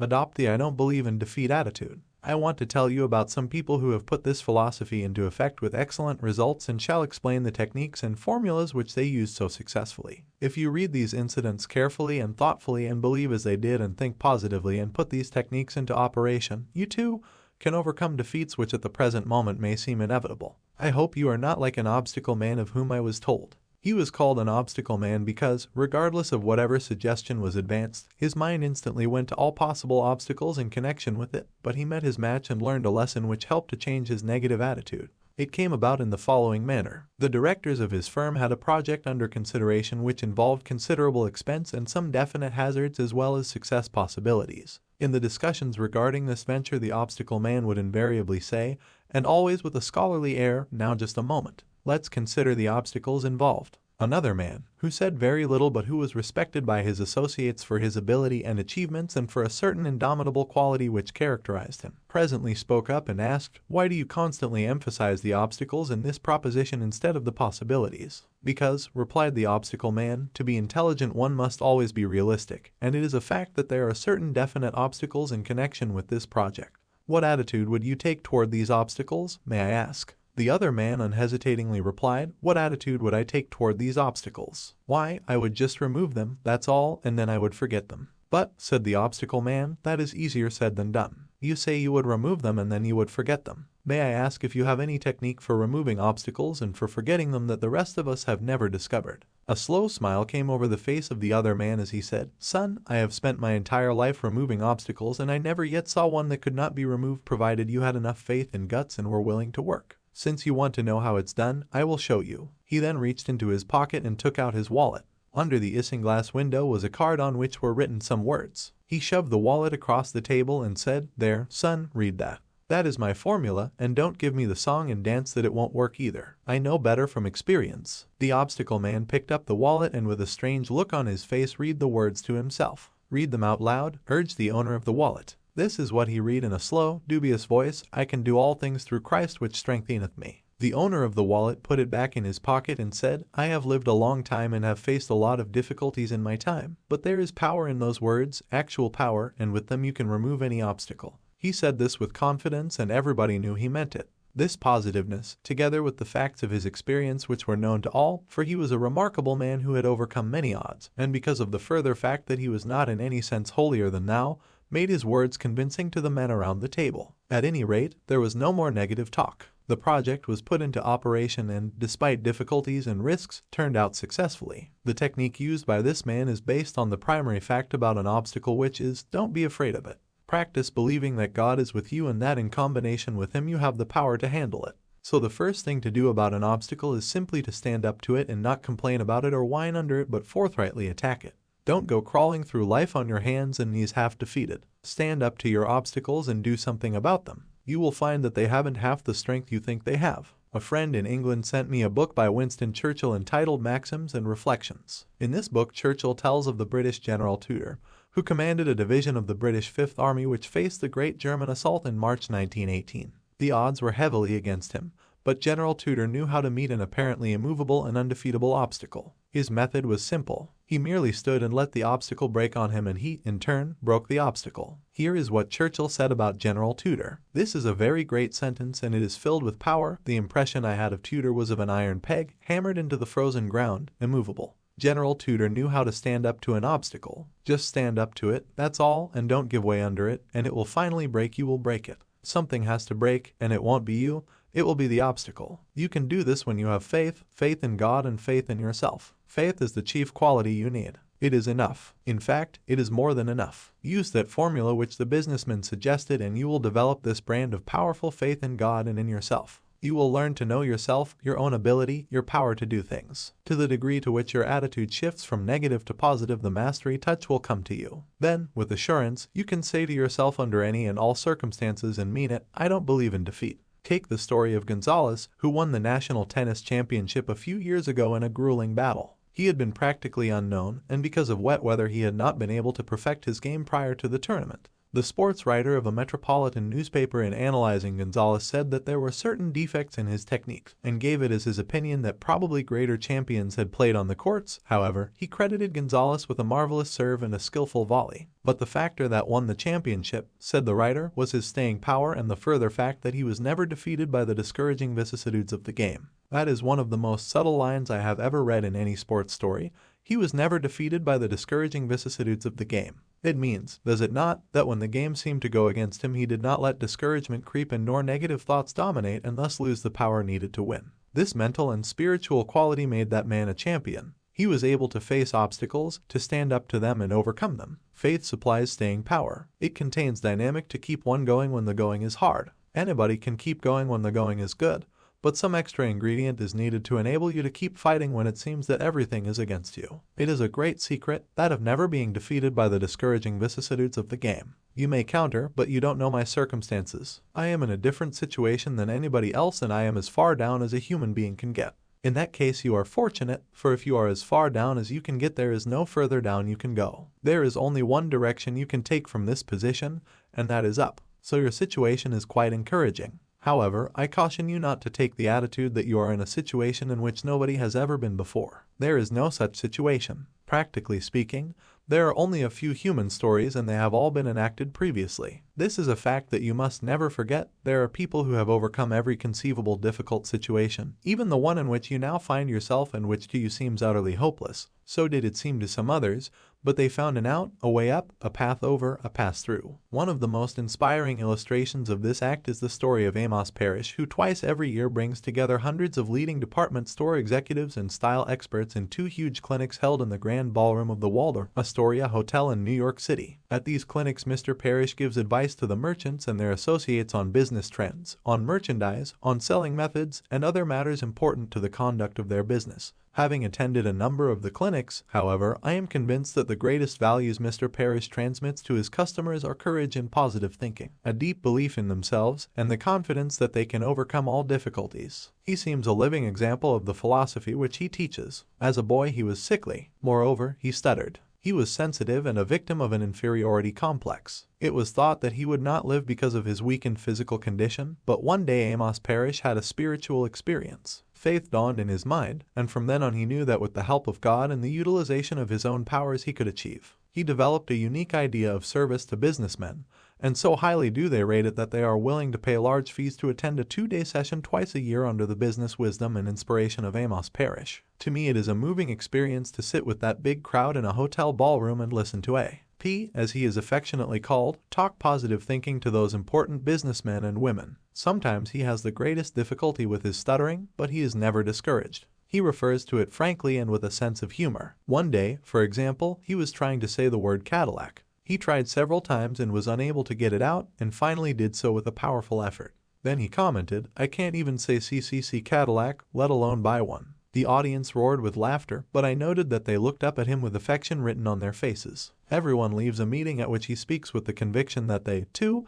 can turn their obstacles into assets. Again I repeat, there is no difficulty you cannot overcome. A wise and philosophical Negro man once said to me, when asked how he overcame his difficulties, how do I get through a trouble? Well, first I try to go around it, and if I can't go around it, I try to get under it, and if I can't get under it, I try to go over it, and if I can't get over it, I just plow right through it. Then he added, God and I plow right through it. Take seriously that formula of a businessman given earlier in this chapter. Stop reading for a moment and repeat it over to yourself 5 times, and each time you say it conclude with this affirmation, I believe that. Here is the formula again, I can do all things through Christ which strengthened me. Say that 5 times every day and it will release indomitable power in your mind. Your subconscious, which always resents any change, may say to you, you don't believe any such thing. But remember that your subconscious mind in a sense is one of the greatest liars in existence. It concurs in and sends back to you your own errors about your abilities. You have created the negative attitude in your subconscious and it gives this error back to you. So just turn on your subconscious and say to it, now look here, I do believe that. I insist upon believing it. If you talk to your subconscious mind with that positiveness, in due course it will be convinced. One reason is because you are now feeding it positive thoughts. In other words, you are at last telling the truth to your subconscious. After a while, your subconscious mind will begin to send back the truth to you, the truth being that with the help of Jesus Christ there isn't any obstacle you cannot overcome. An effective method for making your subconscious positive in character is to eliminate certain expressions of thought and speech which we may call the little negatives. These so-called little negatives clutter up the average person's conversation.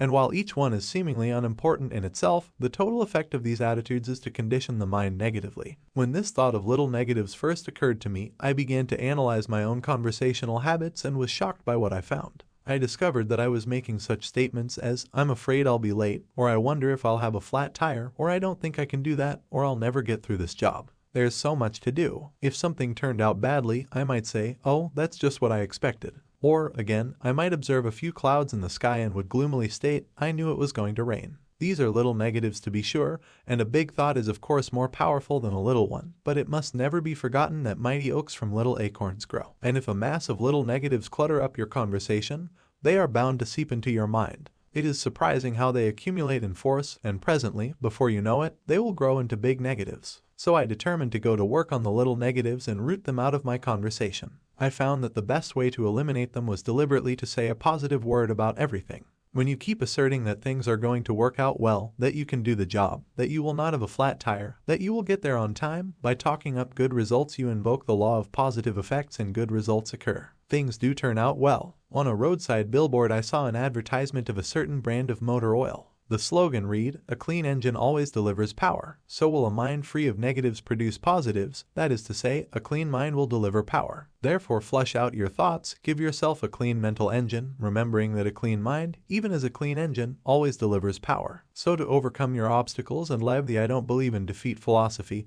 cultivate a positive idea pattern deeply in your consciousness. What we do with obstacles is directly determined by our mental attitude.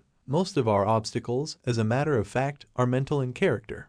You may object, mine are not mental, mine are real. Perhaps so, but your attitude toward them is mental. The only possible way you can have an attitude is by the mental process, and what you think about your obstacles largely determines what you do about them. Form the mental attitude that you cannot remove an obstacle and you will not remove it, not if you think you can't. But get the idea firmly fixed that the obstacle is not so great as you previously considered it to be. Hold the idea that it is removable, and however faintly you entertain this positive thought, from the very moment you begin to think in this manner, the process is inaugurated which will lead to its ultimate removal. If you have been long defeated by a difficulty, it is probably because you have told yourself for weeks, months, and even for years that there is nothing you can do about it. You have so emphasized your inability to yourself that your mind gradually accepted the conclusion upon which you have insisted, and when your mind is convinced, you are convinced, for as you think so are you. But, on the contrary, when you employ this new and creative concept, I can do all things through Christ, then you develop a new mental slant. Emphasize and re-emphasize that positive attitude and you will finally convince your own consciousness that you can do something about difficulties. When at last your mind becomes convinced, astonishing results will begin to happen. Of a sudden you discover that you have the power you would never acknowledge. I played golf with a man who was not only an excellent golfer but a philosopher as well. As we went around the golf course, the game itself drew out of him certain gems of wisdom for one of which I shall ever be grateful. I hit a ball into the rough, into some high grass. When we came up to my ball I said in some dismay, now just look at that. I certainly am in the rough. I have a bad lie. It is going to be tough getting out of here. My friend grinned and said, didn't I read something about positive thinking in your books? Sheepishly I acknowledged that such was the case. I wouldn't think negatively about that lie of yours. He said, do you think you could get a good hit if this ball were lying out on the fairway on the short grass? I said I thought so. Well, he continued, why do you think you could do better out there than here? Because, I replied, the grass is cut short on the fairway and the ball can get away better. Then he did a curious thing.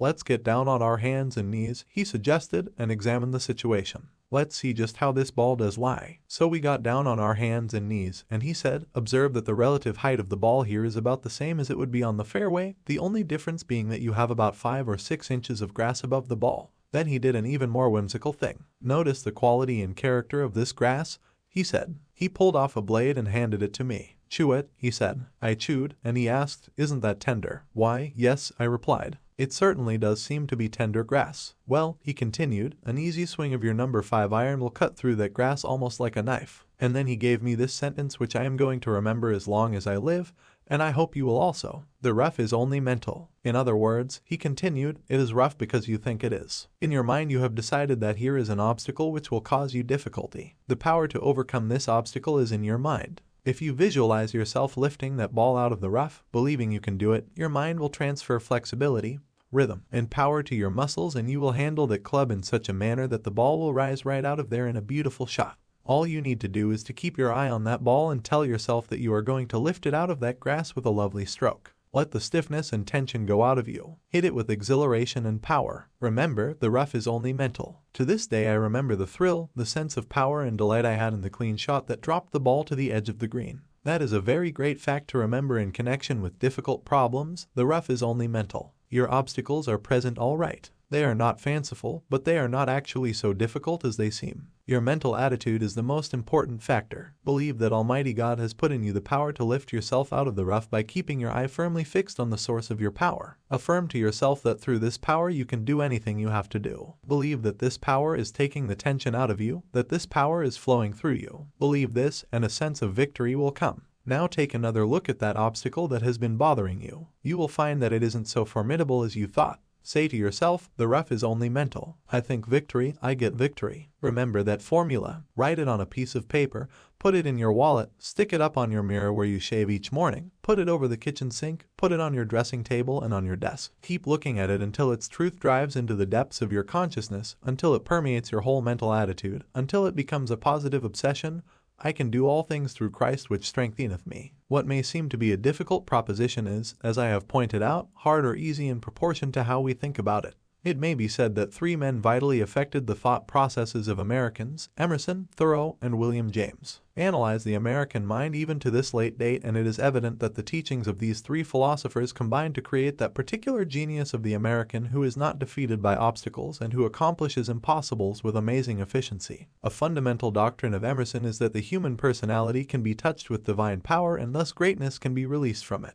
William James pointed out that the greatest factor in any undertaking is one's belief about it. Thoreau told us that the secret of achievement is to hold a picture of a successful outcome in mind. Still another wise American was Thomas Jefferson, who, like Franklin, set for his guidance a series of rules. Franklin had 13 daily rules, Jefferson only 10. One of Jefferson's rules was this, and I think it is priceless: always take hold of things by the smooth handle. That is, go at a job or at your difficulty by the use of a method that will encounter the least resistance. Resistance causes friction in mechanics, therefore it is necessary in mechanics to overcome or reduce friction. The negative attitude is a friction approach. That is why negativism develops such great resistance. The positive approach is the smooth handle technique. It is in harmony with the flow of the universe. It not only encounters less resistance, but actually stimulates assistance forces. It is remarkable how from early life until the end of your existence the application of this philosophy will enable you to attain successful results in areas where otherwise you would be defeated. For example, a woman sent her 15-year-old son to us. She said she wanted him straightened out. It annoyed her to no end that her boy could never get over 70 in any of his studies. This boy has a great mind potentially, she declared proudly. How do you know he has a great mind? I asked. Because he is my son, she said. I graduated from college magna cum laude. The boy came in very glumly, so I asked, what's the matter, son? I don't know. My mother sent me to see you. Well, I commented, you don't seem to be burning with enthusiasm. Your mother says you get only 70s. Yes, he said, that's all I get, and, he added, that isn't the worst of it. I've even received less than that. Do you think you have a good mind, son? I asked. My mother says I have. I don't know, I think I'm awful dumb. Dr. Peel, he said earnestly, I study the stuff. At home I read it over once and then close the book and try to remember it. I repeat this process about 3 times, and then I think that if 3 times doesn't get it into my head, how am I ever going to get it into my head? And then I go to school thinking maybe I have it, and the teacher calls on me to say something, and I stand up and can't remember a thing. Then, he said, examinations come along and I sit there and just get hot and cold all over and I can't think of the answers. I don't know why, he continued. I know that my mother was a great scholar. I guess I just haven't got it in me. This negative thought pattern combined with the inferiority feeling stimulated by his mother's attitude was of course overwhelming him. He froze up in his mind. His mother had never told him to go to school and study for the wonder and glory of learning knowledge. She was not wise enough to encourage him to compete with himself rather than with others, and she was constantly insisting that he duplicate her success in scholarship. Little wonder that under this pressure he froze mentally. I gave him some suggestions that proved helpful. Before you read your lessons, pause a moment and pray in this manner: Lord, I know I have a good mind and that I can get my work. Then get yourself relaxed and read the book without strain. Imagine you are reading a story. Do not read it twice unless you wish. Simply believe that you got it on the first reading. Visualize the material as soaking in and germinating. Then next morning, as you go to school, say to yourself, I have a wonderful mother. She is very pretty and sweet, but she must have been an old bookworm to get those high marks. And who wants to be an old bookworm anyway? I don't want to become magna cum nothing. I only want to get through school creditably. In class, when the teacher calls on you, quickly pray before answering. Then believe the Lord will at that moment help your mind to deliver. When an examination is given, affirm in prayer that God is releasing your mind and that the right answers are given you. The boy followed these ideas, and what marks do you think he got the following semester? 90. I am sure that this boy, having discovered the amazing workability of the I don't believe in defeat philosophy, will employ the amazing power of positive thinking in all the affairs of his life. I could use so many illustrations of the manner in which men's lives have been revamped by these procedures that this book would grow to unwieldy size. Moreover, these are incidents and experiences out of everyday life that are in no way theoretical, but are entirely practical. My mail is literally filled with testimonials sent by people who, having heard or read accounts I have told of victorious life experiences, have felt moved to relate similar occurrences in their own lives. Such a letter came from a gentleman who tells about his father as follows. I know several people who have used the plan in this letter with amazing results. My father was a traveling salesman. One time he sold furniture, another time hardware, sometimes it was leather goods. He changed his line every year. I would hear him telling mother that this was his last trip in stationery or in bed lamps or whatever it was he was selling at the moment.